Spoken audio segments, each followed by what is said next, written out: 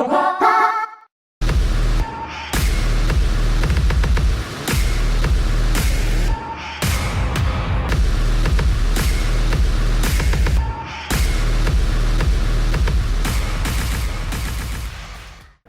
what is happening, guys? It's the Cloud Black Ops Kid here, coming at you with a Battlefield 1 review. Now, we're going to first start off with the campaign, and then slowly move on to the multiplayer later on in the video. First thing, I want to do a little bit of a fact installment. It's the first main series since Battlefield 4 that came out in 2003, and it's the first World War game published by Electronic Arts since 1994, so about 22 years there hasn't been a World War I game by EA. So that's pretty crazy. The first impressions of Battlefield is that the graphics are immediately outstanding. They try and make a point with all these kind of like integration cutscenes, and they're not too dramatic at certain times. Sometimes they are, sometimes they're not. There's a lot of destructible elements in this game, and it actually, this is one of my biggest complaint was in Battlefield 4. The campaigns weren't really the highlight of the game, it was the multiplayer. And with this game, I felt like it was the opposite. Like, I was actually intrigued and enticed to play the campaign instead of multiplayer, which I have played, you know, the multiplayer before the campaign, but I was really astonished by the open environments and destructibility that we have here. In this game, we only have about 6 story missions, but they're all pretty good. I've actually played all of them except for the pilot one, which is I think the second or third one, but there is I think 5 or 6 campaign missions, and they are actually all pretty good, and they have their moments with, you know, there's like about 4 or 5 chapters to each of the war stories, and they're all pretty good. I do like them a lot, and they kind of feel like they were with like Battlefront's tutorial missions. That's what they kind of felt like, but they did a really good job in like enticing you and getting you in there. It really felt really good.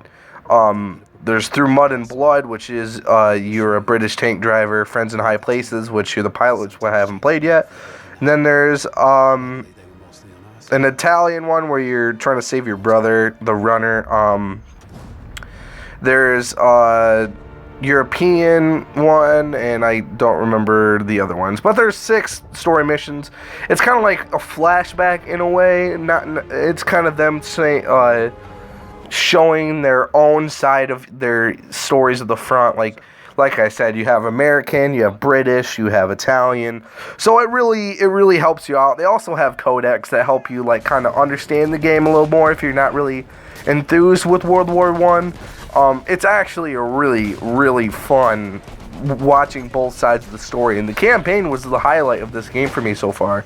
It really they actually did a really good job on campaign, where they were just kind of brushed off to the side, you know, a narrative and, you know, a main enemy like Battlefield 1 or Battlefield 2, or sorry, Battlefield 3 and Battlefield 4, they just kind of brushed off to the side. And I feel like they haven't had a good campaign since Battlefield Bad Company 2, to be honest with you. That's just the way I feel. Battlefield 4 is pretty stale. The multiplayer was obviously excellent, but to be honest, everything in this game is destructible.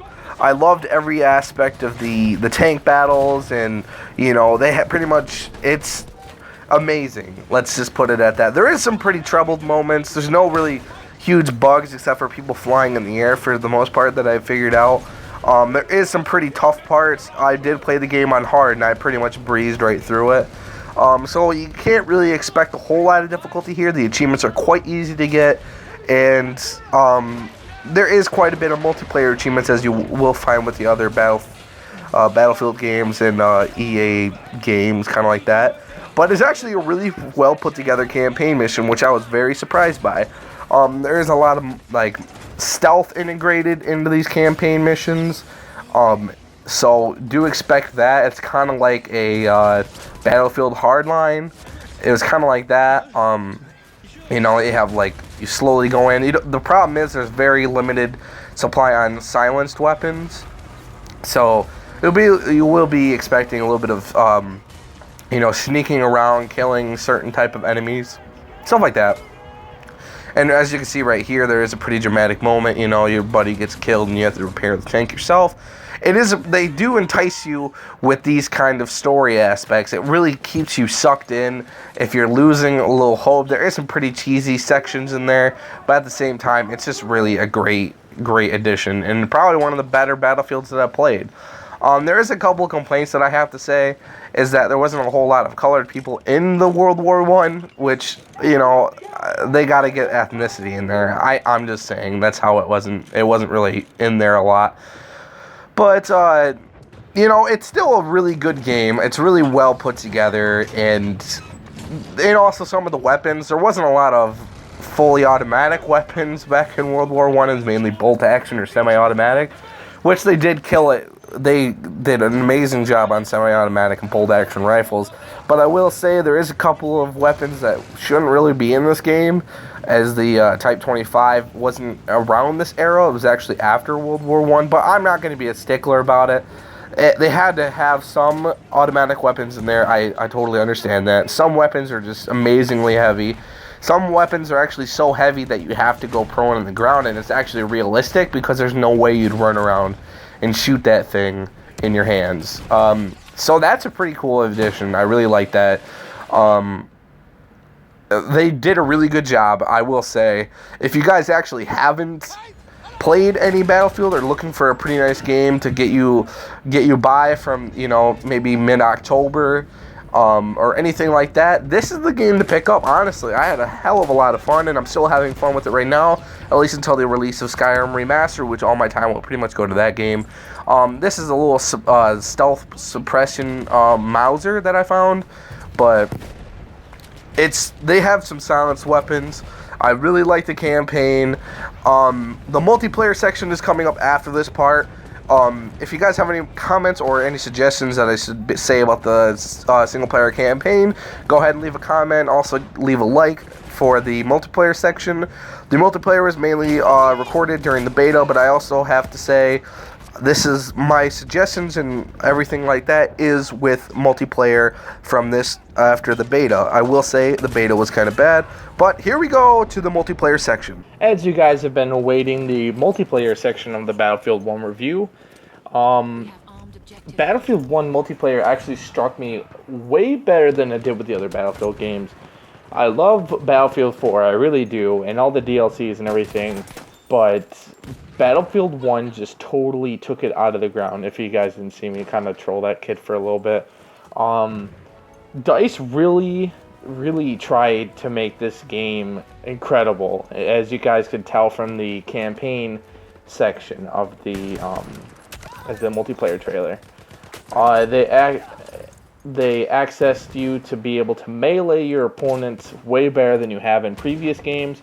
Because, let's be honest, all the other Battlefield melee system was kind of garbage, in my opinion, most likely anyways. The beta came out earlier this year, but they've really stepped their game up with the multiplayer. I felt like their beta was, their ping server was kind of bad, and they've really improved that with the full game. It really helped me out. Battlefield 1 made me become a sniper. Like, it really improved, this map, for instance. I think this is, the Sinari Desert or something like that, if I remember right. I'm not 100% sure. It is, it's all open, so you have long-range weapons. You have, objectives that you can easily take out your opponents, and tanks to destroy, and it's crazy. I love the ambition they really put into this game because it's really, really nice. And, look at these graphics. They're so freaking good. My only complaint is that when you're level 1, it's a lot harder to kill people that are higher level than you. Obviously, that's kind of common sense, I think. There is only a couple of downsides to Battlefield 1's multiplayer. There is only, I think, 9 multiplayer maps, but Battlefield has the ambition to make more multiplayer maps with the Season Pass, and they've been known to create multiple maps even after the Season Pass is done. Just give it away for free or something like that. That's what I've always liked about DICE. Right now they have Amends, Oregon Forest, Ballroom Blitz, what? Empire's Edge, Fio Fortress, Montenegrabra, Saint Quinaire Scar, Santin Desert, and Suez. I'm probably fucking botching all those names up. But as the game stands today, day 1, there is Conquest, Domination, Operations, Rush, Team Deathmatch, and War Pigeons. So not too much about the game so far.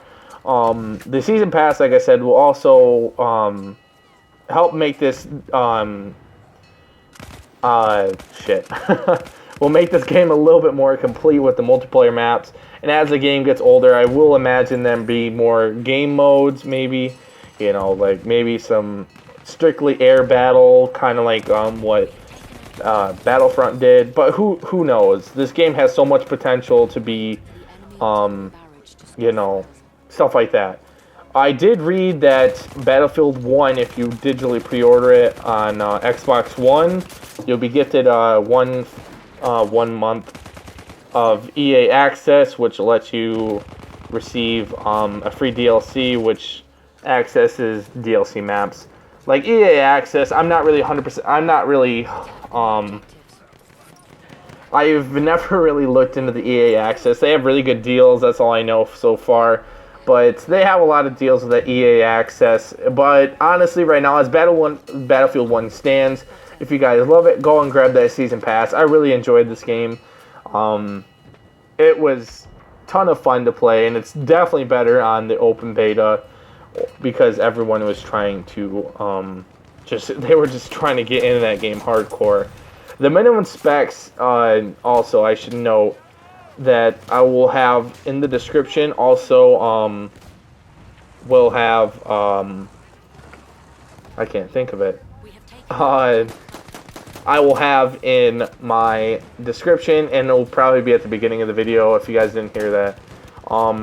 But it's in the description just in case you guys know, or you guys already know, but it's something good to have because this game actually doesn't, from the high quality graphics, it doesn't actually require that much high specs. Really, this game's kind of like, for as beautiful as it looks, you wouldn't think that this game is like that bad. That's the only thing I had to say bad about the game, was the kind of like the laggy internet, but that was mainly open beta. It's not as bad now that the game is out. But there's not very many maps and there's not very many game types, which I don't really complain because I'm more of like team deathmatch conquest person. But you know, it doesn't really matter to me. I love this game, and it's way better than anything than I thought it would be. And you can see later in the video that there is a lot more killing death animations, like the sprinting with the bayonet. You can open a door. I just opened fire on that guy. I'll show more gameplay of War Pigeons, and that's the only real new game mode that we have. Just enjoy the guy's gameplay for the rest of it until the end. Now, I do love this game, and it has an amazing campaign compared to other Battlefields. Multiplayer is amazing compared to other multiplayers. As the side, even if it's set in the past, it's still as good as it's going to be, even comparing to future shooters. Now, with all of this information I have given you and my personal recommendation, this game deserves a perfect 9 out of 10. There is a few errors, like I said, with ethnicity, guns, and everything, which was in the campaign section. This game is a brilliant masterpiece. Multiplayer is beautiful. Campaign is excellent. And I can't just give it a perfect 10 because there is some things wrong with it. If they give it a little less buggy, I'd probably give it a 9.5, but it's not perfect, I'll give you that. But I hope you guys enjoyed watching the video, and I really hope you guys give it a like because it really helps me out, and I really hope that you guys give me a subscribe for more future videos like this, and I will see you guys later. Peace out. Battlefield 1 multiplayer actually struck me way better than it did with the other Battlefield games. I love Battlefield 4, I really do, and all the DLCs and everything, but Battlefield 1 just totally took it out of the ground. If you guys didn't see me kind of troll that kid for a little bit.